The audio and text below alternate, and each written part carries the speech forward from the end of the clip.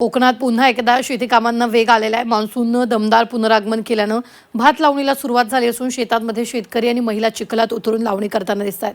कृत्रिम पाणी देऊन जपलेल्या रोपवाटिका आता शेतात रुजत आहेत। काही भागात लावणीसाठी अजून काही दिवस प्रतीक्षा करावी लागणार असली तरी सुद्धा पावसानं हजेरी लावल्यानं बळीराजाच्या आशा पुन्हा उंचावलेल्या आहेत।